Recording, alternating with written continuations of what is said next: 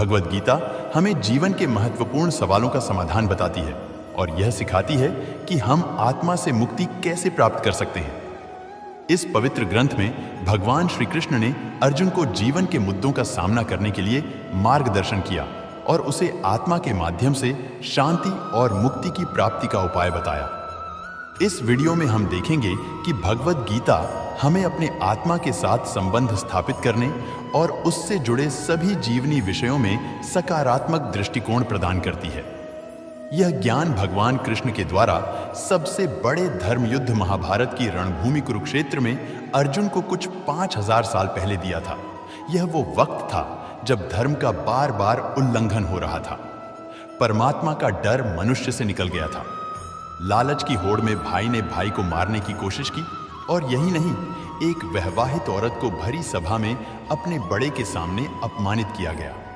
Gita, Bible, Quran, तुरा, गुरु ग्रंथ साहिब परमात्मा द्वारा दी गई किताबें और ग्रंथ हैं जो किसी एक धर्म के लिए नहीं बल्कि पूरी मनुष्य जाति के लिए है, पूरी इंसानियत के लिए, सब आत्माओं के लिए है, क्योंकि यह आत्मा को परमात्मा के बारे में, उसकी सृष्टि के बारे में और सबसे अहम उन कायदों के बारे में समझाती है जिनका आत्मा को मनुष्य के रूप में हर हाल में पालन करना होगा, रक्षा करनी होगी और इन्हीं कायदों की बुनियाद पर एक आत्मा को शरीर त्यागने के बाद परखा जाएगा और इस परीक्षा से पास होने पर हमेशा के लिए इस जन्म और मृत्यु से मुक्ति मिलेगी।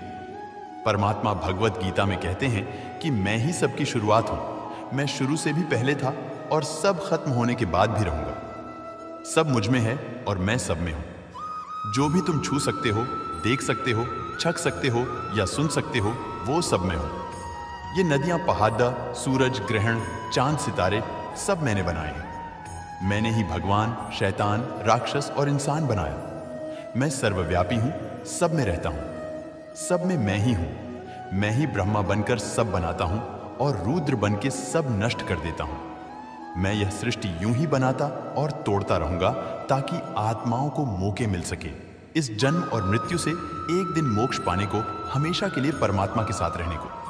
भगवद गीता कहती है कि इस सबसे बड़ी परीक्षा के लिए परमात्मा ने प्रकृति का निर्माण 5 तत्व हवा, अग्नि, जल, पृथ्वी और आकाश से किया, जिन्हें हम छूकर, छककर, सूंघकर, देखकर समझ सकते हैं और खुद परमात्मा इन 5 इंद्रियों की समझ से बाहर है।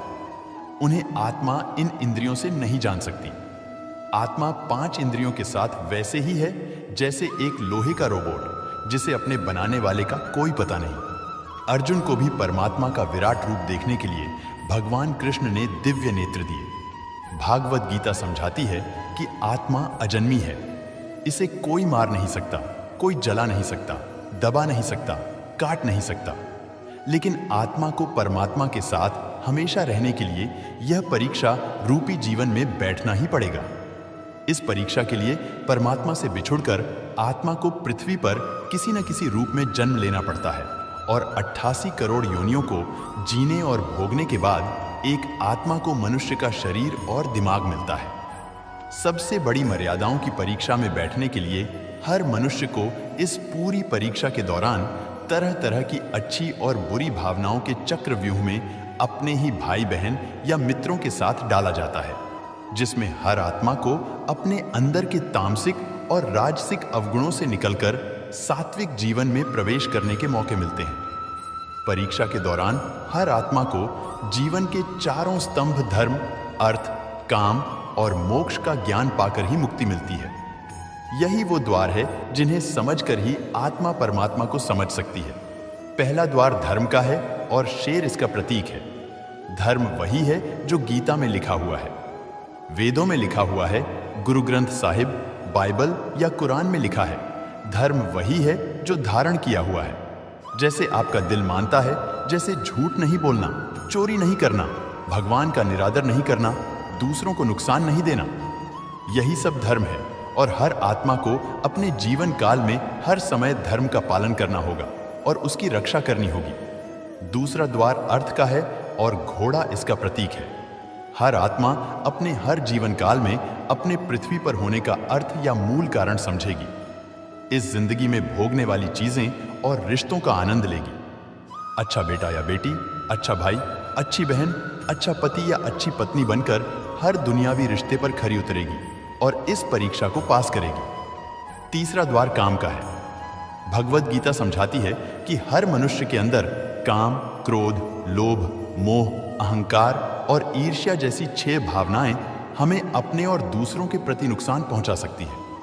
इन भावनाओं को हर मनुष्य को हमेशा अपने नियंत्रण में रखना होगा, क्योंकि इनके बहाव में किया हुआ कोई भी काम हमारे जीवन भर की परेशानी का कारण बन सकता है। एक आत्मा संतोष और सादगी से इन भावनाओं पर हमेशा के लिए विजय पा सकती है। चौथा स्तंभ मोक्ष का है और हाथी इसका प्रतीक है। इस परीक्षा रूपी जीवन में हर मनुष्य हर समय कुछ इच्छाएं रखता है। कुछ इच्छाएं एक ही जन्म काल में पूरी हो जाती हैं और कुछ अधूरी रह जाती हैं, और उनके पूरा होने के लिए आत्मा को वापस पृथ्वी पर आना पड़ता है। भागवत गीता समझाती है कि हमारी इच्छाएं ही मूल कारण है हमारे पृथ्वी पर वापस आने का, और अगर हम कोई भी इच्छा न रखें तो हम इस जीवन और मृत्यु से मुक्त हो सकते हैं। यह द्वार माफी का भी है। जिन्होंने आपके साथ बुरा किया उनको माफ करके, और जिनका आपने बुरा किया उनसे माफी मांगकर मुक्ति पाई जा सकती है। जब तक आत्मा इन चारों दरवाजों धर्म, अर्थ, काम और मोक्ष को समझ नहीं लेती, तब तक आत्मा को बार बार इस मनुष्य रूप में आना ही पड़ेगा। परीक्षा का समय खत्म होते ही आत्मा शरीर और अन्य सब वस्तुओं का त्याग कर देती है। जो भी संसार में रहकर बनाया वह किसी और का होगा, और आत्मा अपने कर्मों के फैसले के लिए चली जाती है। आत्मा के अच्छे बुरे कर्मों का हिसाब होता है। अपने अच्छे कर्मों के लिए आत्मा कुछ वक्त के लिए स्वर्ग और दुष्कर्मों के लिए नर्क में चली जाती है। नर्क में आत्मा को अपने पापों के अनुकूल सजा मिलती है, पर सजा खत्म होने के बाद आत्मा को फिर से एक नया शरीर और नया दिमाग मिलता है। इस परीक्षा में फिर से बैठने के लिए, और हर परीक्षा में वही सब फिर दोहराया जाएगा। जिंदगी के 4 स्तंभ धर्म, अर्थ, काम और मोक्ष को समझने के लिए हर जन्म में अपने कई जन्मों के कर्मों के हिसाब से हर आत्मा को कभी अच्छे और कभी बुरे हालातों से जाना पड़ता है।